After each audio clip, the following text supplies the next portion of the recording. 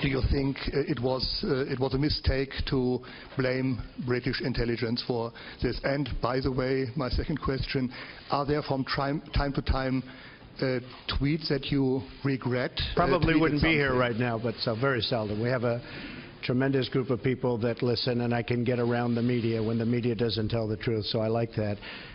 As far as wiretapping, I guess, by this past administration, at least we have something in common, perhaps. All we did was quote a certain very talented legal mind who was the one responsible for saying that on television. I didn't make an opinion on it. Well, President Trump, referring to Judge Andrew Napolitano, senior judicial analyst here at Fox News, who over the past few days has said this. So 3 intelligence sources have informed Fox News that President Obama went outside the chain of command. He didn't use the NSA, he didn't use the CIA, he didn't use the FBI, and he didn't use the Department of Justice. He used GCHQ. They have 24/7 access to the NSA database. So by simply having 2 people go to them saying, President Obama needs transcripts of conversations involving candidate Trump, conversations involving President-elect Trump, he's able to get it. And there's no American fingerprints on this. We love the judge. We love him here at Fox. But the Fox News division was never able to back up those claims and was never reported on this show on Special Report. The British government issued a statement today after Sean Spicer read that report from the podium. We've made clear to the administration that these claims are ridiculous and they should be ignored, and we've received assurances that these allegations will not be repeated. With that, we'll start there with the panel. Charles Hurt, opinion editor for The Washington Times. A.B. Stoddard, associate editor at Real Clear Politics, and syndicated columnist Charles Krauthammer. Okay, Charlie, the White House is now citing a number of things. They're not talking about specific evidence. They're citing news reports and obviously a report by Judge Andrew Napolitano that we couldn't back up. Right.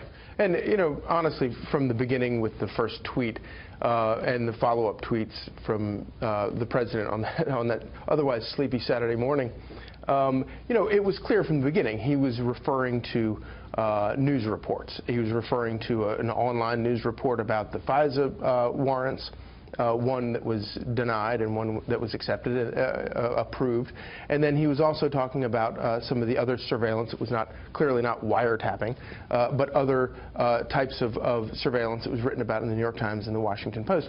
All of those, none of that reporting has been debunked. It is well, it has actually. I mean, you have the statement by the DOJ that they've complied with all the information, and then you have the House and Senate Intelligence Committees saying they didn't have any indication that there was a FISA on Trump Tower. But none of the people that reported those things, including the New York Times, have come back and said corrected their reporting. Is what I mean by that. But you clearly know the whole back and forth. I mean, the president tweeting, he has access to all the intelligence agencies. They all report to him.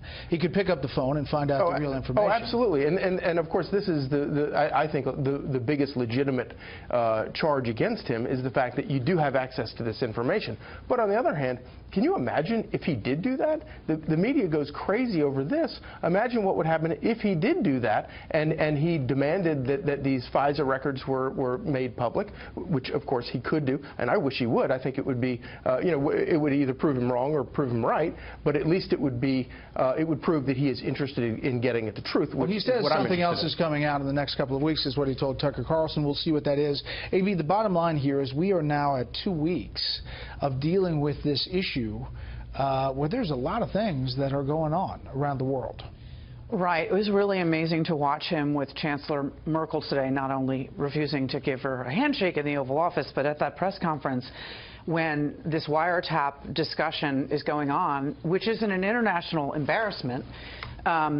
And then they bring up the Brits, being, you know, the intelligence service for the Brits being, this administration leveling a false allegation at them, and then two administration officials, H.R. McMaster, the National Security Advisor, and the spokesperson, Sean Spicer, reports out this morning, apologized to two separate British officials over this.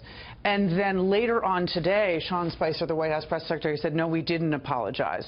And when Trump was asked about it at the press conference, his response was very dismissive, and he basically said, you'll just have to talk to Fox. There was no concern about the alliance, the appearance of this false allegation and apology. Even if he didn't use the word apology, there was a way to handle that moment, and it was really demonstrative of sort of how he looks at our alliances, the international order, processes, or how protocol. about this? This is how President Trump has always dealt with challenges to anything, is to push I just back. say that the job requires something else. This president is different than other presidents. This job in those moments with allies requires something else. Because they see it. And every word matters, every action, the conduct of your staff.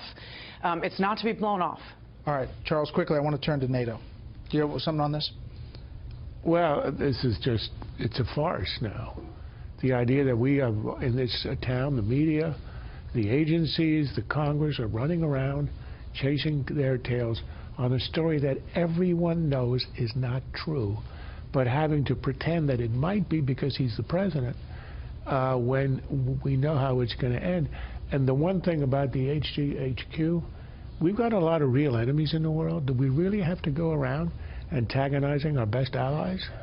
We will cover it every step of the way, no matter what happens. We'll follow the facts. Yeah, the president and the chancellor talking about NATO and the messages delivered there. Take a listen. I reiterated to Chancellor Merkel my strong support for NATO. Many nations owe vast sums of money from past years, and it is very unfair to the United States. These nations must pay what they owe. So I was gratified to know that the President underlined how important he thinks NATO is. NATO is of prime importance for us, and it was not without very good reason that we said during our summit meeting in Wales that also Germany needs to increase expenditure. You know, Charlie, people have talked about it for a long time, many administrations, about what other countries need to do to not have paper armies in NATO. It seemed like the message was strength, and we have, from our White House team, sources with direct knowledge of the meeting describing it as contentious, with President Trump pressing hard against the chancellor to own up to their responsibilities for NATO and defense spending. White House source saying this will be a shot across the bow for other NATO members who have also not offered the 2% GDP, gross domestic product line. But of course, originally, you know, Donald Trump got into a lot of trouble during the campaign by raising this issue in the first place, because it suggested that, according to the press, that he did not value NATO. Clearly, he does value NATO, and he values it enough that he is going to insist that Germany pay up their fair share. And there are reports out of the White House that it appears that they are moving in that direction, which is a very good positive step. I want to play one more soundbite. Donald Trump, the president, on health care from the Oval Office, quickly. I just want to let the world know I am 100% in favor. These folks, and they are tough, and they love their constituents, and they love this country. These folks were no's, mostly no's. Yes, that's correct. Yesterday. And now every single one is a yes. And I just want to thank you. We're going to have a health care plan that's going to be second to none. It's going to be great. And the people will see that. So if anybody thought, AB, that the president wasn't signing on to Paul Ryan's efforts, Speaker of the House, he is. That's the Republican Study Group. He says they've all turned. Is this a changing tide? It was very important that he get out there and say he's 100% behind the bill. Republicans have been very nervous about which page he's on, and that was a very big, symbolic but substantive step, and it will help the bill. It helps that he turned some Republican study group conservatives into yeses. does not mean that there are other conservatives that are not staying in the way of the bill. It's like the numbers in the high teens. They can only lose 21 or 22. They're near 20 right now if you combine some moderates with House Freedom Caucus members. So he's got some way to go, but that's a very good start. All right, next up.